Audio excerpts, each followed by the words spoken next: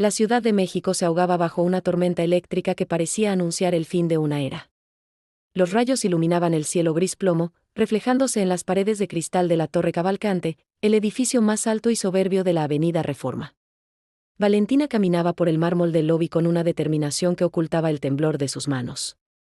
Cada uno de sus pasos resonaba como un tambor de guerra. Durante años, ella había ensayado este momento en su mente. Había imaginado la cara de Ricardo al ver las pruebas, la forma en que su imperio se desmoronaría pieza por pieza. Valentina no era una mujer común, era una arquitecta con una visión brillante, pero su carrera había sido truncada por la sombra de los Cavalcante. Su padre, un genio de la ingeniería, había muerto en la miseria después de que el padre de Ricardo le robara las patentes de un sistema de construcción revolucionario. Valentina no buscaba dinero, buscaba que el nombre de su padre volviera a brillar. Ricardo Cavalcante entró al ascensor justo antes de que las puertas se sellaran. Él no caminaba, él dominaba el espacio. Tenía esa seguridad exasperante de los hombres que nacieron teniéndolo todo. Al verla, una ceja se arqueó con una mezcla de reconocimiento y desdén. Él la recordaba de las audiencias legales, de los intentos fallidos de demanda. Piso 45, supongo. El nido de las águilas no es para cualquiera, señorita Mendoza, dijo Ricardo, mirando su reflejo en el espejo dorado del ascensor. Vengo a cobrar una deuda, Ricardo. Y no acepto pagos en cuotas, respondió ella, clavando sus ojos en los de él a través del espejo. El ascensor inició su ascenso vertical. Los números digitales pasaban a toda velocidad, 10, 20, 30. De repente, un rayo impactó la antena de la torre. El edificio entero pareció gemir. Un estruendo metálico, seco y violento, sacudió la cabina. El ascensor se detuvo en seco, arrojando a Valentina contra el pecho de Ricardo. Por un segundo, ella sintió el calor de su cuerpo y el ritmo acelerado de su corazón bajo la fina camisa de algodón egipcio. Las luces parpadearon erráticamente y luego se apagaron, dejando solo el resplandor rojo de la luz de emergencia. Estaban suspendidos entre el piso 40 y el 41. El silencio que siguió fue más aterrador que el estruendo. Valentina intentó separarse, pero el espacio era mínimo. No te muevas, susurró Ricardo, su voz ahora despojada de sarcasmo. Si el cable de compensación se soltó, cualquier movimiento brusco podría ser el último. Valentina sintió que el pánico intentaba trepar por su garganta, pero lo tragó. No iba a mostrar debilidad ante él. En esa penumbra roja, rodeados por el chirrido del metal bajo tensión, comenzó la noche más larga de sus vidas. El calor en el ascensor empezó a subir rápidamente.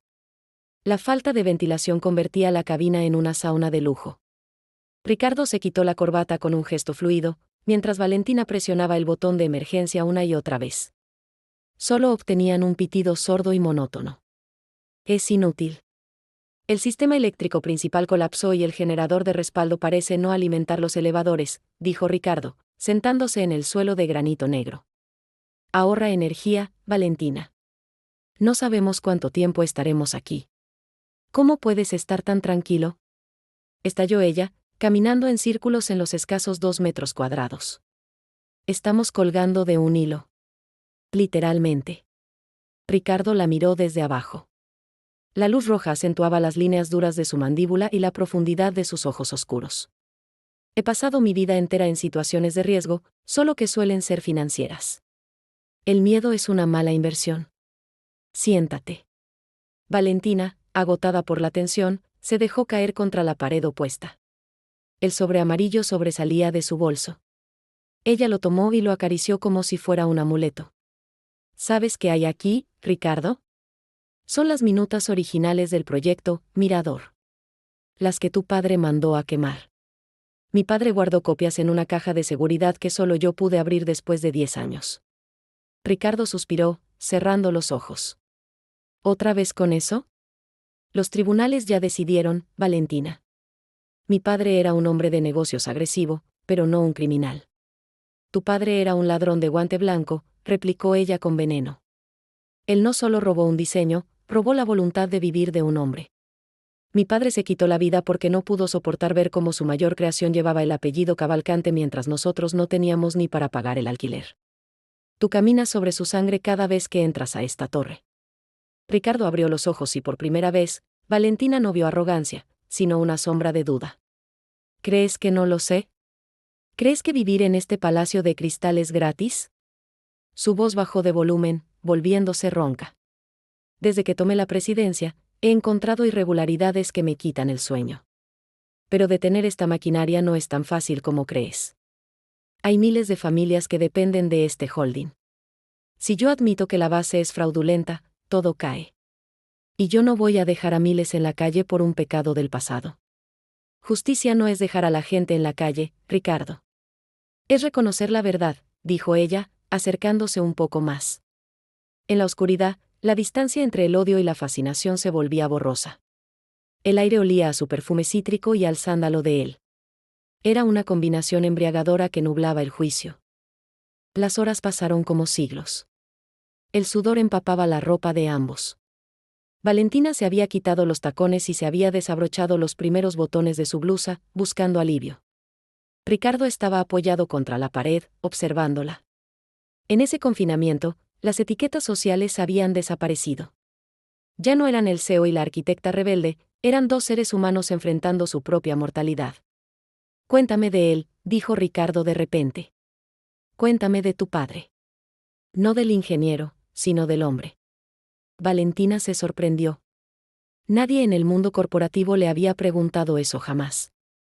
Empezó a hablar de las noches que pasaban juntos dibujando planos en la mesa de la cocina, de cómo él le enseñó que un edificio no era solo cemento, sino un refugio para el alma humana. Habló de su risa, de su amor por la música clásica y de cómo su mirada se apagó el día que recibió la orden de desalojo firmada por Cavalcante Senior. Mientras ella hablaba, Ricardo no la interrumpía. La miraba con una intensidad que hacía que a Valentina se le erizara la piel. Cuando ella terminó, había lágrimas en sus ojos. Él era un buen hombre, Ricardo. Y murió pensando que su vida no había valido nada.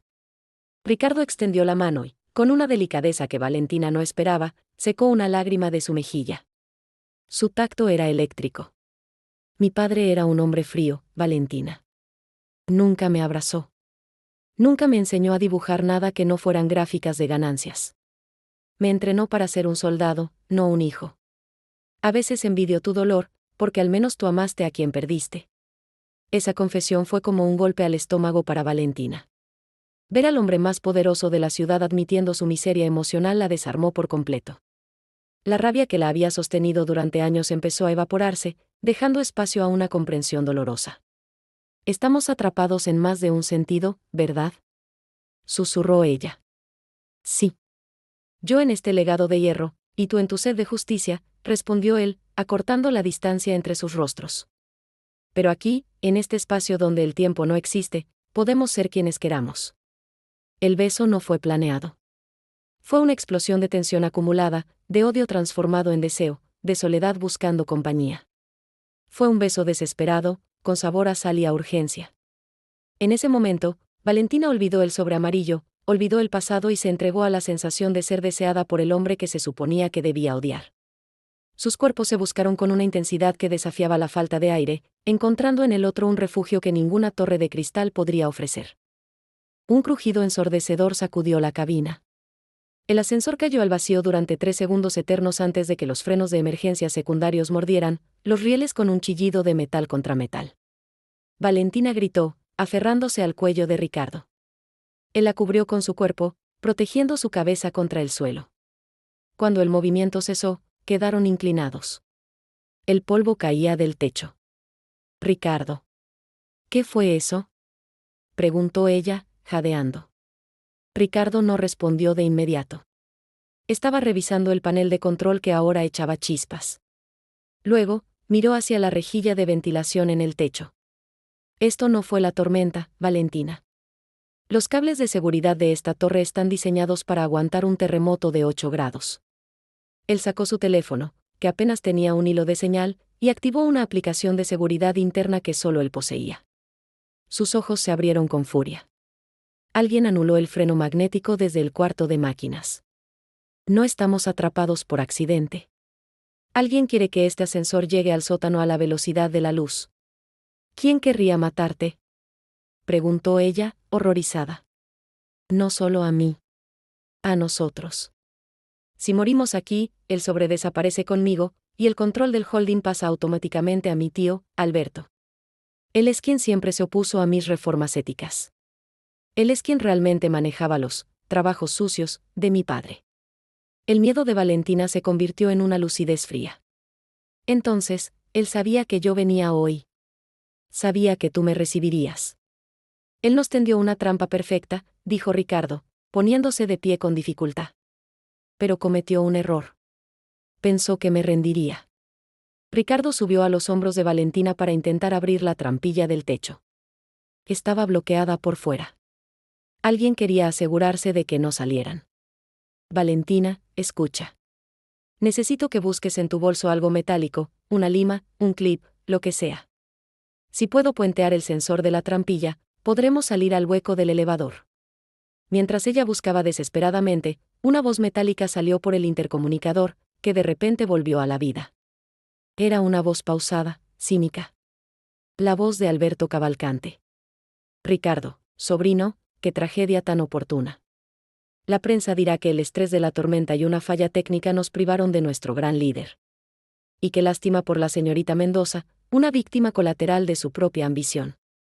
Eres un cobarde, Alberto. Gritó Ricardo hacia el intercomunicador. Te voy a hundir. Difícilmente, desde el fondo del foso. Disfruten sus últimos minutos de oxígeno.